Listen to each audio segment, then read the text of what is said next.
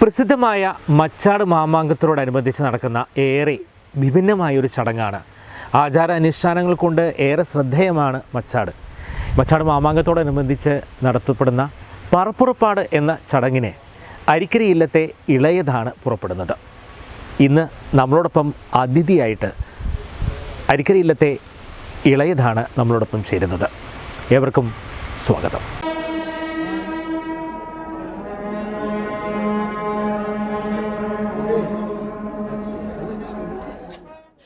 ആചാരാനുഷ്ഠാനങ്ങൾ കൊണ്ട് ഏറെ പ്രത്യേകതകളുള്ള മധ്യ കേരളത്തിലെ പ്രസിദ്ധമായ മച്ചാട് തിരുവാണിക്കാവ് ഭഗവതി ക്ഷേത്രത്തിലെ പറപ്പുറപ്പാടിന്റെ ഐതിഹ്യങ്ങളെക്കുറിച്ചും ആചാരങ്ങളെക്കുറിച്ചും ഭഗവതിയുടെ പ്രതിനിധിയായി പോകുന്ന അരീക്കര ഇല്ലത്തെ ഇളയത് AP ജയരാജ് ആദ്യമായി എനി ടൈം ന്യൂസിൽ മനസ്സു തുറക്കുന്നു.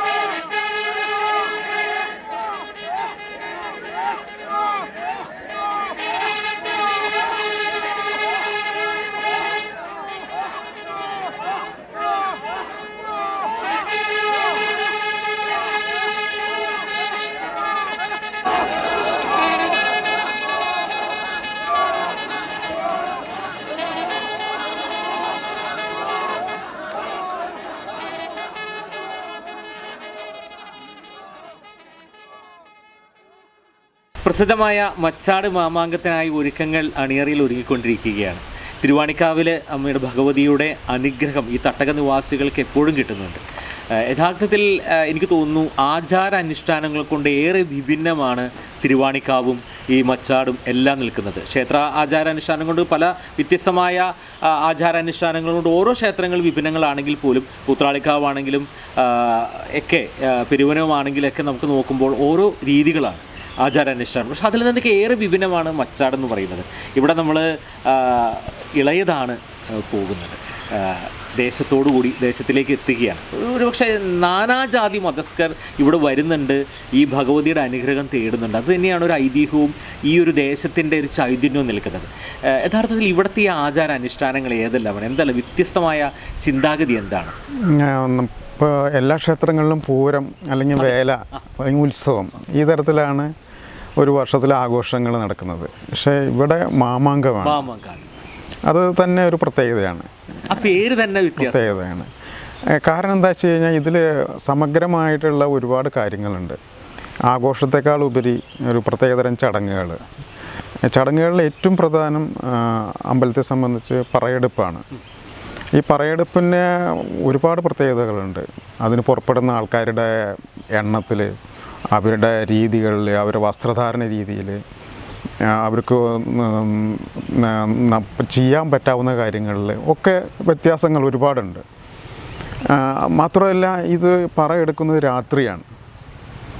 അപ്പോൾ രാത്രി എന്തുകൊണ്ട് പറയെടുക്കുന്നു എന്ന് കരുതി കഴിഞ്ഞാൽ ഇവിടെ ഭഗവതി നേരിട്ടാണ് പോകുന്നത്. തീർച്ചയായിട്ടും മറ്റ് ക്ഷേത്രങ്ങളിൽ പറയെടുക്കാൻ വെളിച്ചപ്പാട് അല്ലെങ്കിൽ ആനയെ പോകാറ്, ഇത് ഭഗവതി നേരിട്ട് പോകുന്നു എന്നുള്ളൊരു ചിന്തയാണ്. അപ്പോൾ ഭഗവതിക്ക് പകൽ പോകാൻ പറ്റില്ല, പകൽ ക്ഷേത്രത്തിൽ ഉണ്ടാവണമല്ലോ, അമ്പലത്തിൽ തൊഴാൻ വരുന്ന ആൾക്കാർക്ക് ഭഗവതി ഉണ്ടാവണം. അപ്പോൾ രാത്രി അത്താഴ പൂജയ്ക്ക് ശേഷം ഭഗവതി പുറത്ത് പോയി രാവിലെ നട തുറക്കുന്നതിന് മുമ്പ് തിരിച്ചു വന്ന് വീണ്ടും നട തുറന്ന് അമ്പലം പഴയ പോലെ ആകുന്നു. അങ്ങനെ 5 ദിവസം ഭഗവതിയാണ് പോകുന്നത്. അവിടെ ദേശത്തിലേക്ക് പോകുന്നത് ഭഗവതിയാണ് പോകുന്നത്. അത് അത്താഴ പൂജയ്ക്ക് ശേഷമാണ് പോകുന്നത്. പിറ്റേ ദിവസം നട തുറക്കുന്നതിന് മുമ്പ് തിരിച്ചു വരണം. പക്ഷേ ഇപ്പോൾ ഒരു ബുദ്ധിമുട്ട് എന്താ വെച്ച് കഴിഞ്ഞാൽ വീടുകളുടെ എണ്ണം കൂടി ഒരുപാട് കൂടിയത് കൊണ്ട് രാവിലെ നട തുറക്കുന്നതിന് മുമ്പ് തിരിച്ചു വരാൻ പറ്റുന്നില്ല. അത് കുറച്ചും വൈകി ഏറെക്കുറെ പിറ്റേ ദിവസം വൈകുന്നേരത്ത് തിരിച്ചു വരുന്നത്. പക്ഷേ ചടങ്ങുകളുടെ കാര്യങ്ങളിലൊന്നും മാറ്റങ്ങളില്ല. എല്ലാ വീട്ടിലും എത്താനെന്നുള്ളൊരു ഇതുള്ളതുകൊണ്ട് നാനാജാത മതസ്ഥർ ഇതിനകത്തേക്ക് വരുന്നില്ലേ? അത് തന്നെയാണല്ലോ ഒരു ദേശത്തിന്റെ ഒരു ചൈതന്യം എന്ന് പറയുന്നത്. അതെ അതെ. അവിടെ ഇന്നൊരു വിഭാഗത്തിനായിട്ട് തുടക്കം മുതലേ മാറ്റി വെച്ചിട്ടില്ല. അത് തന്നെയല്ലേ ഏറ്റവും വലിയൊരു മഹത്വം എന്ന് പറയുന്നത്. തീർച്ചയായിട്ടും. മാത്രമല്ല ഇതിൽ എല്ലാ ആൾക്കാരെയും ബന്ധപ്പെടുത്തിക്കൊണ്ടാണ് ഇത് ചെയ്യുന്നത്. ഇതിൽ അക്കാലത്തുണ്ടായിരുന്ന എല്ലാ ജാതി മതസ്ഥർക്കും ഇതിൽ സ്ഥാനങ്ങളുണ്ട്. ഹരിജൻ തൊട്ട് ബ്രാഹ്മണ ഇളയത് വരെ പല രീതിയിൽ ഈ പറയെടുപ്പായിട്ട് ബന്ധപ്പെട്ടാണ് നിൽക്കുന്നത്. ഇതിന്റെ ക്ഷേത്രത്തിന്റെ മാമാങ്കത്തിന്റെ തുടക്കം കൂറയിടലാണല്ലേ? കൂറയിടലിനും ഏറെ വിഭിന്നങ്ങളുണ്ട്. കൂറയിടുന്ന ദിവസം എന്ന് പറഞ്ഞു കഴിഞ്ഞാൽ കുംഭസംക്രാന്തിക്കാണ്. കുംഭസംക്രാന്തി എന്ന് പറഞ്ഞു കഴിഞ്ഞാൽ സാധാരണഗതിയിൽ കുംഭം 1-ന് തൊട്ട് തലേ ദിവസം വരുന്നത്, അതായത് മകരത്തിലെ അവസാന ദിവസമായിരിക്കും. ഈ ദിവസം ആണ് കൂറയിടുക എന്ന് പറഞ്ഞു കഴിഞ്ഞാൽ ഇവിടെ നടക്കുന്നൊരു ചടങ്ങ് എന്ന് പറഞ്ഞാൽ ഒരു മുള കൊണ്ടുള്ളൊരു പടി പോലെ 2 പടികൾ കെട്ടുണ്ടാക്കിയിട്ട് അമ്പലത്തിൻ്റെ വടക്ക് ഭാഗത്ത് സ്ഥാപിക്കുന്നതാണ് കൂറയിടുന്ന ചടങ്ങ്. ദേശത്തെ തച്ചൻ തയ്യാറാക്കുന്നു, മറ്റുള്ള ജാതികളിൽപ്പെട്ട ആൾക്കാർ അതിന് കുഴിയെടുക്കുന്നു. അങ്ങനെ എല്ലാവർക്കും അതിലൊരു സ്ഥാനമുണ്ട്. അതാ ഞാൻ ആദ്യം തന്നെ പറഞ്ഞത്, ഇത് ഒരു വിഭാഗത്തിലേക്ക് ഒതുങ്ങുന്നില്ല, ഇതൊരു ദേശത്തിന്റെ ഉത്സവമാണ്. എനിക്ക് തോന്നുന്നു ഈ ഒരു സമയത്ത് കാലാനുസൃതമായ മാറ്റങ്ങൾ കൊണ്ട് മച്ചാട് മാമാങ്കത്തിലേക്ക് പങ്കെടുക്കാനായിട്ട് സംസ്ഥാനത്തിന്റെ പല ഭാഗങ്ങളിൽ നിന്ന് ആളുകൾ ഇവിടേക്ക് ഒഴുകി വരുന്നുണ്ട്.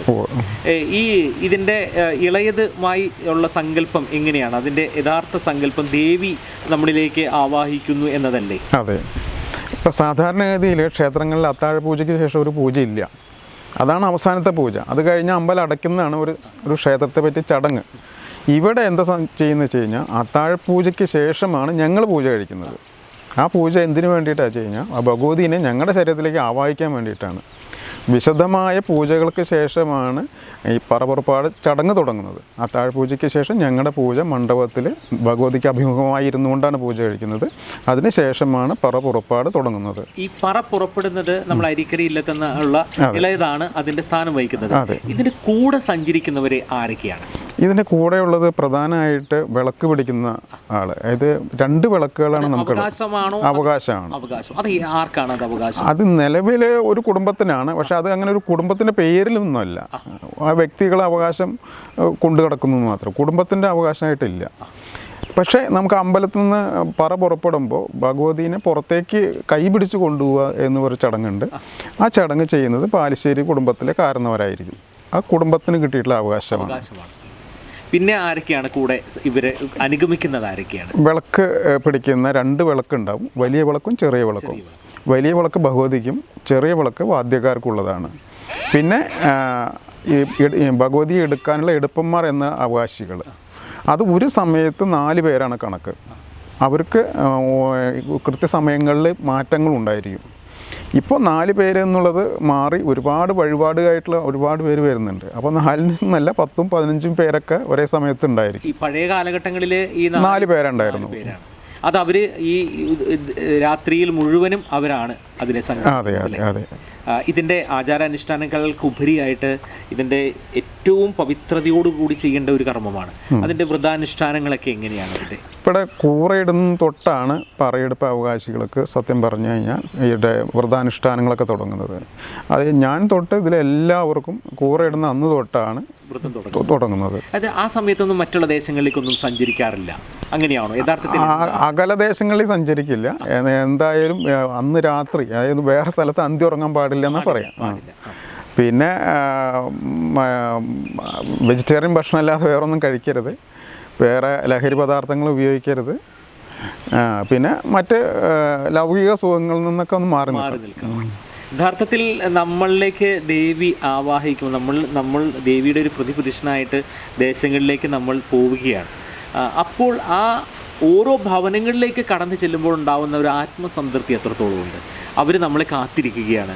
എങ്ങനെയാണ് ഇതിനെന്താണ് ആ ഒരു സമയത്തുള്ള ഫീൽ എന്താണ് ശരിക്കും? അത് വളരെ ഒരു അത്ഭുതമായിട്ടുള്ള കാര്യമാണ്. എന്താ കാരണം വെച്ച് കഴിഞ്ഞാൽ നമ്മൾ രാത്രി ഒരു 9-9:30 അമ്പലത്തിൽ നിന്ന് തുടങ്ങുന്നത്.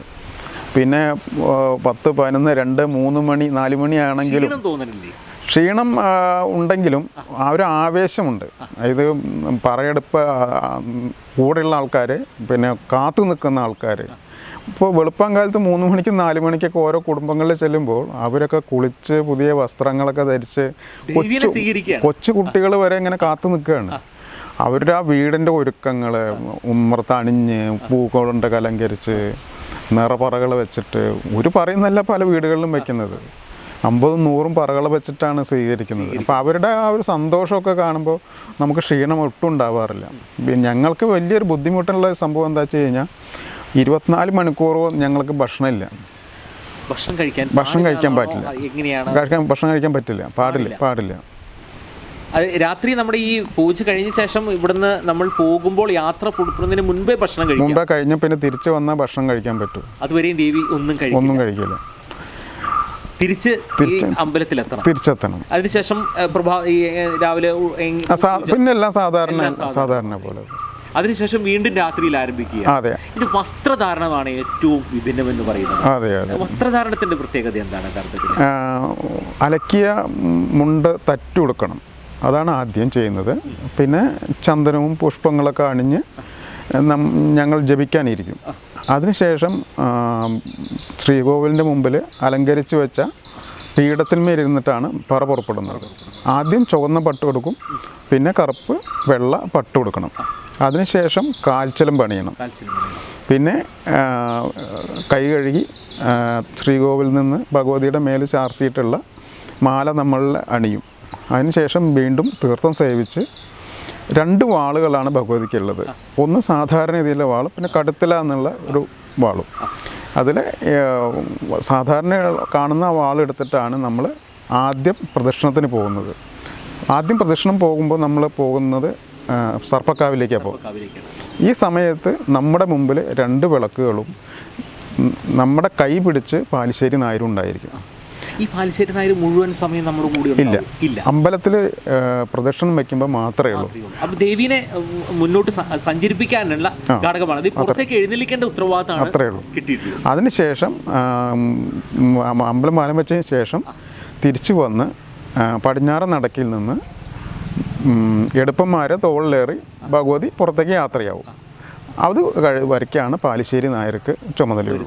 തിരികെ രാവിലെ വരുമ്പോൾ ഇല്ല, അദ്ദേഹത്തിന് ഇല്ല. ഈ പറയുന്ന വെള്ളിയാഴ്ചയാണ് ഇതിന്റെ തുടക്കം കുറിക്കുന്നത്. വെള്ളിയാഴ്ച തുടക്കം കുറിച്ച് ചൊവ്വാഴ്ച വരെയും അല്ലേ? ആ സമയം വരെയും ഈ ഇദ്ദേഹം, അതായത് പിന്നീട് നമ്മുടെ ഇളയതും ഈ ദേവിയുടെ പ്രതിപുരുഷനായിട്ട് നമ്മുടെ ദേശങ്ങൾ മുഴുവൻ നടക്കുകയാണ്. യഥാർത്ഥത്തിൽ അരിക്കരി ഇല്ലത്തിലെ നിന്നാണ് ഇത് തുടക്കം കുറിച്ചത്. എത്ര വർഷങ്ങൾക്ക് മുമ്പായിരിക്കും? അന്നത്തെ ഓർമ്മകളൊന്നും ഓർത്തെടുക്കാൻ പോലും പറ്റില്ല. അതായത് എൻ്റെ അച്ഛൻ്റെ അച്ഛനൊക്കെ ഇത് കണ്ടിട്ടുള്ള ആൾക്കാരുണ്ട്. അവരൊക്കെ അതിനപ്പുറത്തേക്ക് ഓർമ്മകളില്ല. എഴുതി വെച്ചിട്ടില്ല. ഇല്ല. ഒരു രേഖകളും ഇല്ല. അങ്ങയെ സംബന്ധിച്ച് അങ്ങയുടെ ചെറുപ്പത്തിലെ ഇത് കണ്ടിട്ടുണ്ട്. അന്നത്തെ ചിട്ടകളും അന്നത്തെ ആചാരാനുഷ്ഠാനങ്ങളൊക്കെ ഇങ്ങനെയൊക്കെ തന്നെ ആയിരുന്നു. തീർച്ചയായിട്ടും മാറ്റങ്ങൾ വന്നിട്ടുണ്ടോ? കാര്യമായിട്ട് മാറ്റില്ല. പറകളുടെ എണ്ണം കൂടി. അതുകൊണ്ട് പറയെടുപ്പിന്റെ സമയം വർദ്ധിച്ചു. പണ്ട് രാത്രി പുറപ്പെട്ട രാവിലെ എത്തിയിരുന്നു. ഇപ്പൊ ഒരു രാത്രി പുറപ്പെട്ടിട്ട് പിറ്റേ ദിവസം രാത്രി തിരിച്ചെത്തും. ഒരു തരത്തിലുള്ള ആചാരാനുഷ്ഠാനങ്ങളിൽ മാറ്റം വരാതെ പോകുന്നത് ഈ ആയിരിക്കാം, പുറത്തേക്ക് പോകുന്നതാകാം അല്ലേ? ഒരു മാറ്റം വന്നിട്ടില്ല. അത് കാലാനുസൃതമായ മാറ്റം വരുത്താനായിട്ട് പറ്റിയിട്ടുമില്ല. അന്നത്തെ ആ ഒരു ഇതിൽ ഹരിജൻ വേലകൾക്കൊക്കെ എത്രത്തോളം പ്രാധാന്യം ഉണ്ടായിരുന്നു? തീർച്ചയായിട്ടും ഹരിജൻ വേലയ്ക്ക് ഇവിടെ ഒരുപാട് പ്രാധാന്യമുണ്ട്. കാരണം എന്താ വെച്ച് കഴിഞ്ഞാൽ പറ പുറപ്പെട്ട് കഴിഞ്ഞാൽ ആദ്യം എടുക്കുന്നത് ഹരിജൻ്റെ പറയാം. അതെ, അത് കിഴക്കേ നടക്കിൽ ആ ഹരിജൻ പറ വയ്ക്കുന്ന ഒരു സ്ഥാനമുണ്ട്. ആ സ്ഥാനത്ത് ചെന്നിട്ടാണ് ആ പറയെടുക്കുന്നത്. അന്ന് അവിടെ വച്ചാലും വെച്ചിട്ടില്ലെങ്കിൽ ഞങ്ങൾ പോയിരിക്കും അവിടെ ചെല്ലും. പക്ഷെ ഇന്നേ വരെ ആ പറ മുടങ്ങിയിട്ടില്ല. ആ പറ അവിടെ ഉണ്ടായിരിക്കും. ആ പറ എടുത്തിട്ടാണ് പിന്നെ മറ്റ് വീടുകളിലേക്ക് ഞങ്ങൾ പോകുന്നത്. അപ്പോൾ അവർക്ക് ഹരിജനങ്ങൾക്ക് ഒരുപാട് പ്രാധാന്യമുണ്ട് ഇവിടെ. പിന്നെ മാത്രമല്ല, വേലയുടെ പ്രധാന ഘടകവും ആ ഹരിജൻ പൂരം തന്നെയാണ്. അവരുടെ ഒരുപാട് കലാരൂപങ്ങൾ, എല്ലാ കലാരൂപങ്ങളും വളരെ ഭംഗിയായിട്ട് അവതരിപ്പിക്കുന്നുണ്ട്. അതിപ്പോൾ ഈ ഭാഗത്തുള്ള ഒന്നിലേറെ കോളനികളിൽ നിന്നുള്ള പൂരങ്ങൾ വരുന്നുണ്ട്. എനിക്ക് തോന്നുന്നു 5ഓളം കോളനികളിലെ പൂരം ഇവിടെ വരുന്നുണ്ടെന്ന് എനിക്ക് തോന്നുന്നു. അത് ഏറ്റവും അവസാനത്തെ സമയത്തേക്കാണ് അവർ തെയ്യം തിറവും എല്ലാം കഴിഞ്ഞ ശേഷമാണ് അവർ കടന്നു വരുന്നത്. അതുപോലെ തന്നെ ഈ പറ ഞങ്ങളെ സംബന്ധിച്ച് ഏറ്റവും രസവും ഈ ഹരിജൻ കോളനിയിലത്തെ പറയാണ്. അവിടുത്തെ ഒരു വൈബ് എന്താണെന്ന് വെച്ച് കഴിഞ്ഞാൽ അവിടുത്തെ ജനങ്ങളുടെ സഹകരണം, അവരുടെ സന്തോഷം, അതാണ് അടുത്തേക്ക് വരികയാണ്. അതാണ് ആ ഒരു ദിവസം എല്ലാവരും അവർ വീട്ടിലേക്ക് ചെല്ലുകയാണ്. ഒരു വീടുകളെന്ന് അറിയാലോ, എല്ലാ വീടുകളും ഒരുപാട് ഉയരത്തിലായിരിക്കും, അല്ലെങ്കിൽ ഒരുപാട് താഴ്ചയിലായിരിക്കും. അങ്ങയുടെ ഓർമ്മയിൽ എന്നാണ് ഇത് തുടക്കം കുറിച്ച്? എത്ര വയസ്സിലായിരിക്കും? ഞാൻ ആദ്യമായിട്ട് പറക്കി പോകുന്നത് 11ാമത്തെ വയസ്സിൽ. അന്നത്തെ ആ ഒരു സാഹചര്യം അല്ല ഇന്ന് മച്ചാട് എന്ന് പറയുന്നത്. ഇന്ന് നമുക്കറിയാം, കെട്ടിടങ്ങളൊക്കെ ഇങ്ങനെ പൊങ്ങിക്കൊണ്ടിരിക്കും. ഓരോ വർഷം ചെല്ലുന്തോറും വഴികൾ പോലും കാണാം. അന്ന് എനിക്ക് തോന്നുന്നു ഉഴുതുമറിച്ച പാടങ്ങളുടെ ഉള്ളിലൂടെ കറ്റ ഇല്ലേ, അതിൻ്റെ ആ ഉള്ളിലൂടെ നടക്കുന്നൊരു അനുഭൂതിയായിരുന്നു. ആ ഒരു ഫീലൊക്കെ ഇന്നുണ്ടോ? ഇന്ന് യഥാർത്ഥത്തിൽ അങ്ങനെ ഉഴുതുമറിക്കുന്ന പാടങ്ങളൊക്കെ കുറവാണ്. പക്ഷേ എങ്കിലും പല സ്ഥലങ്ങളിലും ഉണ്ട് താനും. അന്ന് കൊയ്ത്ത് കഴിയണ സമയത്താണ് അല്ലേ? ആ സമയത്തെ ഓർമ്മകൾ എന്താണ് യഥാർത്ഥത്തിൽ? അന്ന് കൂടുതലും മൺപാതകളായിരുന്നു ഈ നാട്ടിലുണ്ടായിരുന്നത്. ഇന്ന് കോൺക്രീറ്റ് റോഡുകളും ടൈൽ റോഡുകളാണ്. പിന്നെ കാടൊക്കെ വളരെ വലിയ കാടുകൾ തന്നെ ഉണ്ടായിരുന്നു. ഇപ്പൊ കാടുകളിലൊക്കെ കുറഞ്ഞു, തോടുകൾ കുറഞ്ഞു, തോടുകളിൽ വെള്ളമില്ല. മറ്റത് ഒരുപാട് തോടുകളിലൊക്കെ വെള്ളം ഉണ്ടാവും. ഈ വെള്ളം കടന്നിട്ട് വേണം നമുക്ക് അങ്ങോട്ട് കിടക്കാൻ. പല ബുദ്ധിമുട്ടുകൾ അന്ന് ഉണ്ടായിരുന്നു. ഇന്ന് ബുദ്ധിമുട്ടില്ല എന്നല്ല പറയുന്നത്, പക്ഷേ ബുദ്ധിമുട്ടുകളുടെ രീതികൾ മാറി. ഈ ഹരിജൻ വേലയ്ക്ക് പ്രാധാന്യം കൊടുക്കുന്നതാണ് നമ്മുടെ മച്ചാട് എന്ന് പറയുന്നത്. അത് പ്രത്യേകം ആദ്യം പറയെടുക്കുന്നു. അവരുടെ കോളനികളിലേക്ക് കടക്കുമ്പോൾ അവരുടെ ആചാരാനുഷ്ഠാനങ്ങൾക്ക് വിഭിന്നമായിരിക്കാം. ആ ആചാരാനുഷ്ഠാനം ആ തരത്തിലാണോ സ്വീകരണം ഒരുക്കുന്നത്? ദേവി അവർ സ്വീകരിക്കുന്നത് എങ്ങനെയാണ്? എല്ലാ വീടുകളിലും ഒരേപോലെ തന്നെ സ്വീകരിക്കുന്നത്. പക്ഷേ അവരുടെ ഒരു ആവേശം അതൊരു പ്രത്യേകതയാണ്. അതിൻ്റെ ഒരു സുഖവും ആ ഒരു ഇത് കാണുമ്പോൾ നമ്മൾ അറിയാതെ തന്നെ ഒരു എനർജി കൂടുതൽ വരും, ഒരു ചൈതന്യം. പ്രത്യേകത എന്താണ്? താളത്തിന്റെ പ്രത്യേകത ഈ പറക്ക് ഉപയോഗിക്കുന്നത് കൊമ്പും കുഴലുമാണ്. അത് 4 കൊമ്പും 2 കുഴലുമാണ് പറയുടെ ഒപ്പം ഒരേ സമയത്ത് ഉണ്ടായിരിക്കുക. ഇത് പറ ആണെങ്കിലും പട പോലെയാണ്, പട പുറപ്പാടായിട്ടാണ് നടക്കുന്നത്. ആയതായിരിക്കാം. എന്നുവെച്ചാൽ ഒരു പറ അല്ല, അത് പട പോകുന്ന പോലെയാണ്. ഭഗവതി ഒരു വാഹനത്തിൽ കയറി യാത്ര ചെയ്യുന്നു. അപ്പോൾ കൊമ്പും ഘോഷാദികളും ഒപ്പം അകമ്പടി സേവിക്കുന്നു. ആ ഒരു രീതിയിലാണ്. പറ നടന്നിട്ടല്ലല്ലോ പോകുന്നത്, ഓടിയിട്ടാ പോകുന്നത്. ഇളയതാണെങ്കിലും നമുക്ക് അറിയാൻ പറ്റും, അതിനുശേഷം ഓടുകയാണ്. ഒരു ദേശത്തിൽ മുഴുവനും ഓടുകയാണ്. ഞാൻ അതുകൊണ്ടാണ് ചോദിച്ചത് എങ്ങനെയാണ്. ഞാൻ ആദ്യം ചോദിച്ച ചോദ്യമാണ് എങ്ങനെയാണ് ഇതൊരു ക്ഷീണമില്ലാതെ. കാരണം നമ്മുടെ ഇതിലേക്ക് ഒരു ദൈവികമായൊരു സാന്നിധ്യം നമ്മുടെ ശരീരത്തിലേക്ക് വരികയാണ്. സ്വാഭാവികമായിട്ട് അവിടെ ഒരു ക്ഷീണം വരികയില്ല. നമ്മൾ പോലും അറിയാതെ മറ്റു മനുഷ്യൻ്റെ സാഹചര്യത്തിൽ നിന്ന് മാറി ദേവി ഉള്ളിലേക്ക് വരുമ്പോൾ ക്ഷീണം വരികയില്ല. പക്ഷേ എങ്കിൽ പോലും ഇത്രയേറെ ദിവസങ്ങളാണ് അല്ലേ, ഒരു 3-4 ദിവസം ഇതിന് വേണ്ടിയിട്ട് എത്രയോ നാളുകൾ ഇതിൻ്റെ സമർപ്പണം ഉണ്ടാകും. ഇതെല്ലാം കഴിഞ്ഞ് ഇതിൻ്റെ ചടങ്ങുകളുടെ സമാപനം എങ്ങനെയാണ് ഇത് വന്നതിന് ശേഷമുള്ള? പറയ്ക്ക് തന്നെ പറ അവസാനിക്കുന്ന തന്നെ ഒരു വളരെ മനോഹരമായ ഒരു ചടങ്ങുണ്ട്. അത് അധികം ആരും കാണാത്തൊരു ചടങ്ങാണ്. ഞാൻ ആദ്യം പറഞ്ഞിരുന്നു ഈ പറയ്ക്ക് ആദ്യത്തെ പറ ഹരിജൻ്റെ പറയാന്ന് പറഞ്ഞിരുന്നു. പക്ഷേ അവസാനത്തെ പറ ഒരു ബ്രാഹ്മണൻ്റെ പറയാണ്. ആ ബ്രാഹ്മണൻ്റെ വീട്ടിൽ പറ കഴിഞ്ഞതിന് ശേഷം ഒരു ചടങ്ങുണ്ട്. അതായത് ഈ പറയ്ക്ക് നമ്മുടെ കൂടെ വരുന്ന പറ ആൾക്കാർ, അതായത് ഭഗവതിയെ സംബന്ധിച്ച് പടയാളികൾ, അവരെ 3 വട്ടം അരി എറിയണം. അതിനുശേഷം കറുത്ത പട്ടുകൊണ്ട് അവരെ തലോടണം. അത് അവിടെ വെച്ച് ചെയ്യും. അത് കഴിഞ്ഞ് തൊട്ടപ്പുറത്ത് തന്നെയുള്ള കാർത്യായനി ഭഗവതി ക്ഷേത്രത്തിൻ്റെ ഒരു ക്ഷേത്രക്കുളമുണ്ട്, വലിയ കുളം. ആ വലിയ കുളത്ത് പോയിട്ട് കൈയും കാലും കഴുകണം. അതിനുശേഷം വീണ്ടും ഈ പടയാളികളെ അരിയെറിയണം. നീരാട്ട അങ്ങനെയല്ല, ഒരു പക്ഷെ പണ്ട് അങ്ങനെ ഉണ്ടായിരിക്കാം. യുദ്ധം കഴിഞ്ഞ് ചിലപ്പോൾ ഒന്ന് കുളിക്കുന്നുണ്ടാവാം. അതിന് കഴിഞ്ഞ ശേഷം അരി എറിഞ്ഞ് വീണ്ടും കറുത്ത പട്ടുകൊണ്ട് തലയോ തുടച്ച് ഭഗവതി തിരിച്ച് അമ്പലത്തിലേക്ക് വരുന്നത്. ഈ സമയത്ത് അമ്പലത്തിൻ്റെ വടക്ക് ഭാഗത്ത് കുതിരകൾ, ദേശക്കാർ, 4 വെളിച്ചപ്പാട്, വാദ്യങ്ങൾ, ഹരിജൻ പൂരം എല്ലാവരും കാത്തു നിന്ന് ഭഗവതിയെ സ്വീകരിച്ച് അമ്പലത്തിലേക്ക് കൊണ്ടുപോകും. അങ്ങനെ പടിഞ്ഞാറ് നടക്കിൽ പോയിട്ട് വീണ്ടും കാലി ചിലമ്പണിയും. അമ്പലത്തിനകത്തേക്ക് കയറാതെ ചിലമ്പണിഞ്ഞ് വീണ്ടും തിരിച്ച് വടക്ക് കൂത്തുമാടത്തിൻ്റെ മുമ്പിൽ വന്നിട്ട്, കൂത്തുമാടത്തിൻ്റെ മുമ്പിൽ ഒരു അരിത്തട്ടുണ്ട്, അരിത്തട്ടിൻ്റെ മുകളിൽ കയറിയിട്ട് 3 വട്ടം ദേശക്കാരെ അരിയറിയണം. എന്നിട്ടാണ് അവിടെ വെച്ചിട്ടാണ് മാല ഊരുന്നത്. അതിൻ്റെ ഒരു അർത്ഥം എന്ന് പറഞ്ഞു കഴിഞ്ഞാൽ ഭഗവതി അവിടെ ഇരിക്കുകയാണ്. കൂത്തുമാടത്തിൻ്റെ അരിത്തട്ടിൽ ആണ് ഭഗവതി ഞങ്ങളിൽ നിന്ന് മാറി അവിടെ ഇരിക്കുകയാണ്. അത് അവിടെ ഇരിക്കുന്നത് എന്തിനാണെന്ന് വെച്ച് കഴിഞ്ഞാൽ കൂത്ത് കാണാൻ വേണ്ടിയിട്ടാണ്. എല്ലാ ക്ഷേത്രങ്ങളിലും പൊതുവിൽ കൂത്ത് ആഘോഷത്തിന് മുമ്പേ ആയിരിക്കും. ഇവിടെ കൂത്ത് നടക്കുന്നത്, അതായത് പാവക്കൂത്ത് നടക്കുന്നത് ആഘോഷത്തിന് ശേഷമാണ്. അപ്പോൾ യുദ്ധം കഴിഞ്ഞ് വരുന്ന ഭഗവതി, യുദ്ധസമയം, അതായത് ഭഗവതി ദാരികനുമായിട്ടുള്ള യുദ്ധസമയത്താണ് രാമായണ യുദ്ധം നടന്നതെന്നാണ് പറയുന്നത്. അപ്പോൾ ഭഗവതിക്ക് രാമായണ കഥ അറിയാൻ പറ്റിയിട്ടില്ല. അപ്പോൾ ഭഗവതിയെ രാമായണ കഥ കേൾപ്പിക്കാൻ വേണ്ടിയിട്ടും ഭഗവതിനെ സമാധാനപ്പെടുത്താൻ വേണ്ടിയിട്ടുമാണ് ഈ കൂത്തുമാടത്തിൻ്റെ മുമ്പിൽ വന്ന് ഭഗവതി ഇറങ്ങുന്നത്. അവിടെയാണ് മാമാങ്കത്തിൻ്റെ പിറ്റേ ദിവസം രാത്രി തൊട്ട് 7 ദിവസം അവിടെ കൂത്ത് നടക്കുന്നു.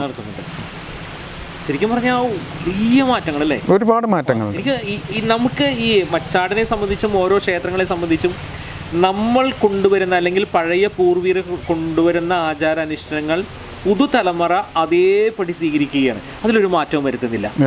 അത് തന്നെയാണ് ഇപ്പോൾ ഇതിനെ സംബന്ധിച്ച് അറിയാം. 11 വയസ്സിലാണ് വന്ന് അന്നത്തെ അതേ രീതിയിൽ തന്നെയാണ് ഇന്നും പോകുന്നത്. ഒരു മാറ്റവും ഇത് പുതുതലമുറ ഏറ്റെടുക്കുകയാണ്. നമ്മളെ സംബന്ധിച്ച് എനിക്ക് തോന്നുന്നു എത്രയോ വർഷങ്ങൾക്ക് മുമ്പ് അച്ഛന്മാരുടെ ഓർമ്മകൾ അല്ലേ, ആ ഓർമ്മകൾ മാത്രമേ ഉള്ളൂ. ഒരു പുസ്തകങ്ങളിലും ഇത് എഴുതി വെച്ചിട്ടില്ല. അന്നും ഇങ്ങനെ തന്നെ ആവാം. ഇന്ന് ഒരുപാട് വ്യത്യാസങ്ങളുണ്ട്. കാരണം കുറച്ചുകൂടി കളർഫുൾ ആയെന്ന് വേണമെങ്കിൽ പറയാം. ഈ മാമാങ്കങ്ങൾ കുറച്ച് കളർഫുള്ളായി, ആഘോഷങ്ങൾ കളർഫുള്ളായി, ആചാരാനുഷ്ഠാനങ്ങൾ മാറ്റമില്ല. നമ്മളെ സംബന്ധിച്ച് പല ആളുകളിലൂടേക്ക് വരുന്നുണ്ട്. അതെ, ആൾക്കാരുടെ എണ്ണം കൂടി വരികയാണ്. അതായത് ഞാൻ പറഞ്ഞിരുന്നു, ഇപ്പോൾ ശരിക്കും എടുപ്പന്മാർ 4 പേരാണെന്നൊക്കെ പറഞ്ഞിരുന്നു. പക്ഷെ ഇപ്പം 4 പേരല്ല, നേർച്ചയായിട്ടാണ് വരുന്നത്, വഴിപാടായിട്ടാണ് വരുന്നത്. അപ്പോൾ ഇപ്പോൾ എനിക്ക് തോന്നുന്നു 12-16 പേരൊക്കെ ഒരു വിഭാഗമുണ്ടോ, എങ്ങനെയാണ്? അത് ഒരു 4 കുടുംബങ്ങളുടെ അവകാശമാണ്. അത് വ്യക്തികളായിട്ടുള്ള അവകാശങ്ങളാണ്. അപ്പോൾ അവരുടെ സ്വാഭാവികമായിട്ട് അവരുടെ കുടുംബത്തിലുള്ള അവരുടെ മക്കള്, മരുമക്കള്, അനിയന്മാര്, ഏട്ടന്മാര് ഒക്കെ എല്ലാവരും വരും. അത് അവരുടെ അവകാശമാണ്. അതിനേക്കാൾ ഉപരി അത് അവർ കൃത്യമായി അവർക്കും ഈ പറയുന്ന നോമ്പും കാര്യങ്ങളെല്ലാം കൃത്യമായിട്ട് ഉണ്ടാവും. ഈ പ്രധാനുഷ്ഠാനങ്ങൾ അവർ കൃത്യമായി പാലിച്ചേ പറ്റൂ. യഥാർത്ഥത്തിൽ ഈ മാമാങ്കത്തിൽ തട്ടകനിവാസികളിലെ തട്ടകത്തിലേക്ക് വരുന്ന ഓരോ ഭക്തരും യഥാർത്ഥത്തിൽ നോമ്പ് നോറ്റിട്ട് തന്നെയാണ് ഭൂരിഭാഗം വരുന്നത്. നമുക്കറിയാം ഇവിടെ ഈ ഒരു ഇതിലെ ജാതി മതം എന്ന് പറയുമ്പോൾ വ്യത്യാസമില്ലാതെ മുസ്ലിം സഹോദരൻ വരെയും ഇവിടെ നമുക്ക് പറവയ്ക്കുന്നുണ്ട്. അതൊക്കെ തന്നെയാണ് ഈ മതമൈത്രി എന്നല്ല പറയുന്നതിനേക്കാൾ അപ്പുറം ഒരു ഈശ്വര ചൈതന്യം ഈ നാടിനുണ്ട്. അതുകൊണ്ട് തന്നെയാണ് ഈ ഗ്രാമഭംഗിയൊക്കെ ഇന്നും ഇങ്ങനെ ഗ്രാമത്തിലൂടെ നടക്കുമ്പോൾ ഉള്ള ആ ഒരു രാത്രി സമയത്ത് ഒന്നും കാണാൻ സാധിക്കില്ലെങ്കിൽ പോലും ആ ഒരു ഫീല് വീണ്ടും ഞാൻ ഒന്നുകൂടി ചോദിക്കുകയാണ്. ഒരു ദൈവികമായൊരു സാന്നിധ്യം നമ്മളിലേക്ക് വരികയാണ്. നമുക്കറിയാം, നമ്മളൊരു വേറൊരു പവർ നമുക്ക് കിട്ടുകയാണ്. നമ്മൾ മനുഷ്യനേക്കാൾ ഉപരി മറ്റൊരു പവർ കൂടെ കിട്ടുകയാണ്. ആ ഒരു സമയത്ത് ഉണ്ടാവുന്ന ഒരു അനുഗ്രഹങ്ങൾ ഓരോ വർഷം ചെല്ലുമ്പോൾ ആരെങ്കിലും പറയാറുണ്ടോ, എൻ്റെ ഭവനത്തിൽ വന്ന ദേവി ഇറങ്ങിയതിന് ശേഷം എനിക്ക് ഇത്ര അനുഗ്രഹങ്ങൾ എൻ്റെ ഭവനത്തിലേക്ക് വന്നിട്ടുണ്ട്, എൻ്റെ ജീവിതത്തിൽ വന്നിട്ടുണ്ട്? അത്തരത്തിൽ എന്തെങ്കിലുമൊക്കെ ഒരുപാട് പേരെ സന്തോഷങ്ങൾ പലപ്പോഴും പ്രകടിപ്പിച്ച് കണ്ടിട്ടുണ്ട്. പറ പോകുന്ന സമയത്തും പറക്ക് ശേഷവും ഒരുപാട് പേര് അവർ സന്തോഷം പ്രകടിപ്പിക്കാറുണ്ട്. അതുകൊണ്ടാണ് പറയുടെ എണ്ണം കൂടി വരുന്നത്. പണ്ടൊക്കെ ഞാൻ പറക്കി പോകുന്ന കാലത്തൊക്കെ വീടുകളിൽ ഒരു പറ വയ്ക്കാറുള്ളൂ, ഒരു നെൽപ്പറ വയ്ക്കും, പിന്നെ അല്പം പൂവുണ്ടായിരുന്നു. ഇപ്പം അതൊക്കെ എല്ലാവരും മാറി. 51, 101, 501, 1001 പറ വയ്ക്കുന്ന ആൾക്കാരുണ്ട്. പൈസ കൊണ്ട് പറ വയ്ക്കുന്നു. ഇവിടെ അങ്ങനെ ഒരു പ്രത്യേകതയുണ്ട്. ഇവിടെ എന്തുകൊണ്ടും പറ വയ്ക്കാം. എല്ലാം ഭഗവതിക്ക് ഇഷ്ടമാണ്. അപ്പം നമ്മൾ സന്തോഷം പ്രകടിപ്പിക്കാൻ പലതരത്തിലെ ആൾക്കാർ ശർക്കര കൊണ്ടാവാം, അവൽ കൊണ്ടാവാം, അല്ലേ, പലതും പഞ്ചസാര, അടയ്ക്ക, കുരുമുളക്, പച്ചക്കറികൾ, പഴങ്ങൾ എല്ലാം കൊണ്ട് പറ വയ്ക്കുന്നുണ്ട്. ഈ കൂറിയിടുന്ന സമയത്ത് യഥാർത്ഥത്തിൽ ഇളയതിൻ്റെ സാന്നിധ്യമുണ്ടോ അവിടെ? സാന്നിധ്യമുണ്ട്, അത്രയേ ഉള്ളൂ. ഞങ്ങൾ അവിടെ പങ്കെടുക്കാറുണ്ട്. പക്ഷെ അവിടെ അപ്പോഴും ഈ പറയുന്ന ചടങ്ങുകളിലേക്കൊന്നും വരണ്ട കാര്യമില്ല. അതിനുശേഷം ഇവിടെ സ്വാഭാവികമായിട്ടും എല്ലാ ക്ഷേത്രങ്ങളിലും ഉത്സവത്തിന് ശേഷം കൊടിയിറക്കാണ്. ഇവിടുത്തെ ചടങ്ങിന്റെ പ്രത്യേകതയും അവിടെ വ്യത്യാസമുണ്ടല്ലേ? ഉണ്ട്. ആ ചടങ്ങ് ഏതാണ്? അതിൽ കൂറയിടുന്നത് വേറൊരു കൂറയിടലും കൂടെ ഉണ്ട് ഞങ്ങൾ നടക്കുന്നുണ്ട്. ഞാൻ നേരത്തെ പറഞ്ഞിരുന്നു, മണ്ഡപത്തിലൊരു പൂജ, അതായത് അത്താഴ പൂജയ്ക്ക് ശേഷം ഭഗവതിക്ക് അഭിമുഖമായി മണ്ഡപത്തിൽ പൂജ ഉണ്ടെന്ന് ഞാൻ പറഞ്ഞിരുന്നു. ആ മണ്ഡപം ഒരുക്കുന്നത് ഞങ്ങളെ ഒരുക്കുമ്പോൾ ഞങ്ങളെ മണ്ഡപത്തിൽ മുകളിലൊരു പട്ട് വിരിക്കുന്നുണ്ട്. അതിന് കയറ് പാകിയിട്ട് ആ കയറിൻ്റെ മുകളിലാണ് പട്ട് വിരിക്കുന്നത്. ആ പട്ട് വിരിക്കുന്നതിന് ഞങ്ങൾ കൂറയിടാന്ന് തന്നെയാണ് പറയുന്നത്. അത് ഞങ്ങൾ അഴിച്ചു മാറ്റുന്നത് ഈ മാമാങ്കം കഴിഞ്ഞ് 3 ദിവസം കഴിഞ്ഞ് 7ാം പൂജ എന്നൊരു പൂജയുണ്ട്.